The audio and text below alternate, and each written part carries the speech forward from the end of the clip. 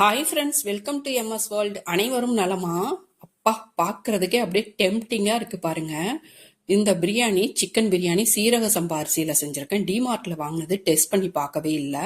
அதனால இன்னைக்கு சீரக சம்பா அரிசியிலேயே செஞ்சாச்சு. அவ்வளோ அழகா வெந்து பொல பொல பொலன்னு வந்துச்சு. சாதம் நல்லா இருந்தது. 2 டம்ளர் அரிசி அரை மணி நேரம் முன்னாடியே கழுவிட்டு ஊற வச்சுட்டேன். அரை மணி நேரம் கழிச்சு தான் ஸ்டவ் ஆன் பண்ணி 2 டேபிள் ஸ்பூன் நல்லெண்ணெய், 1.5 டேபிள் ஸ்பூன் அளவுக்கு நெய், சூடேறினதும் ஒரு பட்டை, ஒரு கிராம்பு, ஒரு ஏலக்காய், அரை டீஸ்பூன் சோம்பு பொரிஞ்சதுமே 3 பெரிய பல்லாரி வெங்காயம், ஒரு பச்சை மிளகாய். காரம் அதிகம் சேர்க்கல. நல்லா இதை வதக்கி கொடுத்துக்குவோம். வெங்காயம் கண்ணாடி பதம் வர்ற அளவு வதக்கி கொடுத்தா போதும். ரொம்ப கோல்டன் ஃப்ரையாக ஆக்கணும்னா கொஞ்சம் தீஞ்ச மாதிரி, கொஞ்சம் கரிஞ்ச மாதிரி அந்த டேஸ்ட் அவ்வளோவா நல்லா இருக்க மாட்டேங்குது. அதனால கண்ணாடி பதம் வந்ததுமே நம்ம இஞ்சி பூண்டு பேஸ்ட்டு சேர்த்துக்கலாம். 1.5 டேபிள் ஸ்பூன் அளவுக்கு சேர்த்துக்கிட்டேன். இதோட பச்சை வாசனை போக வதக்கி விட்டுக்கலாம். இஞ்சி பூண்டோட பச்சை வாசனை போனதுமே மிளகாத்தூளை சேர்த்துக்கிட்டோம்னா நேச்சுரலாகவே பிரியாணிக்கு அழகான கலர் கிடைக்கும். நம்ம ஆர்டிஃபிஷியல் கலர் சேர்க்க தேவையில்லை. மிளகாத்தூள் ஒரு 1/2 டீஸ்பூன் அளவுக்கு சேர்த்துக்கிறேன். ஒரே ஒரு மிக்ஸ் கொடுத்துக்கலாம். கொடுத்துட்டு 4 பெரிய பழுத்த தக்காளி பழம் கட் பண்ணி வச்சுருக்கேன், அதையும் சேர்த்து ஒரு மிக்ஸ் கொடுத்துக்கலாம். தக்காளி நல்லா ஸ்லைஸாக கட் பண்ணி வச்சுருக்கேன், சின்ன சின்னதாக. சீக்கிரம் அப்போ தான் மசியும். தக்காளி போட்டு ஒரு நிமிஷத்துலேயே ஒரு கைப்பிடி அளவுக்கு புதினா இலை, கொஞ்சம் மல்லி இலை நல்லா சேர்த்து ஒரு மிக்ஸ் கொடுத்து விட்டுடலாம்.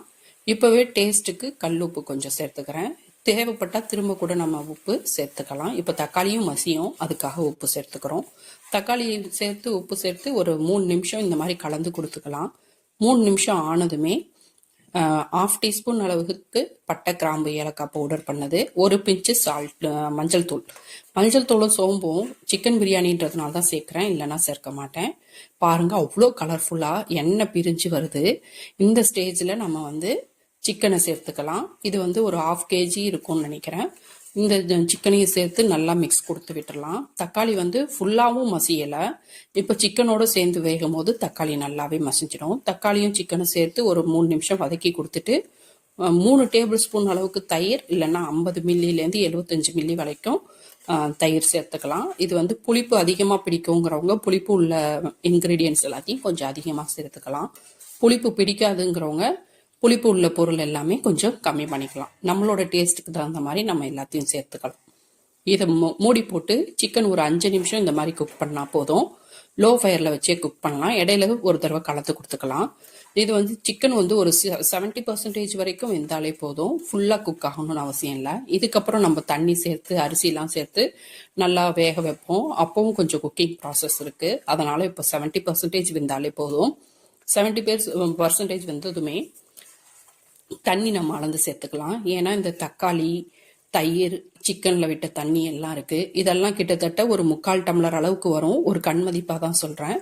அது 2 டம்ளர் அரிசிக்கு 4 டம்ளர் தண்ணி சேர்த்தா சரியாக இருக்கும். 1 டம்ளர் அரிசிக்கு 2 டம்ளர் தண்ணி சீரக சம்பா அரிசிக்கு சரியாக இருக்கும்.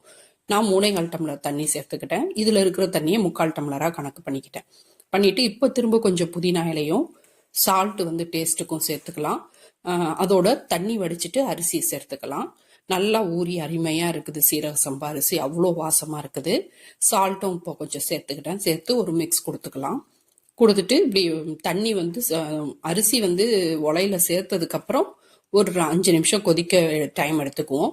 தண்ணி கொதிக்க ஆரம்பிச்சதுக்கப்புறம் ஒரு 1/2 லெமனை பிழிஞ்சுக்கிறேன். இதுவும் புளிப்பு சுவை அதிகம் விரும்பாதவங்க ஸ்கிப் பண்ணுறதுனா பண்ணிடலாம், இல்லை கொஞ்சமாக லெமன் ட்ராப்ஸ் விட்டுக்கலாம். இப்போ லெமன் ட்ராப்ஸ் போட்டு தண்ணியும் அரிசியும் ஒரே லெவலாக வெத்துற அளவுக்கு மூடி போட்டு குக் பண்ணிவிட்டு, இப்போ ஒரே லெவலாக வந்தோடனே எல்லாத்தையும் சமன்படுத்தி விட்டு மூடி போட்டு லோ ஃபயரில் ஒரு 10 நிமிஷம் குக் பண்ண வைக்கலாம். மூடி போட்டுடலாம். மூடி போட்டுட்டு சிம்மரில் வச்சிடலாம். இப்போ 10 நிமிஷம் ஆனதுக்கப்புறம் ஓப்பன் பண்ணி கீழே இருக்கிற சாதம் மேலே இருக்கிற சாதம் கீழே, அது போல் வர்ற மாதிரி திருப்பி போட்டுக்கலாம். திரும்பவும் மூடி போட்டு லோ ஃபயர்லேயே ஒரு 10 நிமிஷம் குக் பண்ணி ஓப்பன் பண்ணலாம். உடனே ஓப்பன் பண்ணக்கூடாது. ஒரு 15 நிமிஷம் ஸ்டவ்வை அப்படியே விட்டுட்டு 15 நிமிஷம்க்கு அப்புறம் தான் ஓப்பன் பண்ணி பார்க்கணும். இப்போ பார்த்தா அவ்வளோ அழகாக பர்ஃபெக்டாக வந்திருக்குது. எடுக்கும் போதே அவ்வளோ மனமாக இருந்தது. தம்மை உடைச்சா அவ்வளோ மனம், சாதம்லாம் அப்படியே உதிரியாக அழகாக இருக்குது. இதை என்னோட பிள்ளைங்க சாப்பிட்டு பார்த்துட்டு, இந்த பிரியாணியை கண் முன்னாடி வைக்காதீங்க, பார்க்க சாப்பிடணும் போல தோணுது, அவ்வளோ டேஸ்ட்டாக இருக்குன்னு சொன்னாங்க. அதனால் வீட்டில் எல்லாருக்கும் ரொம்ப பிடிச்சிருந்தது. நீங்களும் இது போல் ட்ரை பண்ணி பார்த்துட்டு உங்களுக்கு எப்படி வந்ததுங்கிறத ஃபீட்பேக்கை கமெண்ட்டில் சொல்லுங்கள். நீங்கள் எத்தனை மார்க் கொடுப்பீங்கன்னு கமெண்ட்டில் சொல்லுங்கள். சப்ஸ்கிரைப் பண்ணுங்கள். தேங்க்யூ.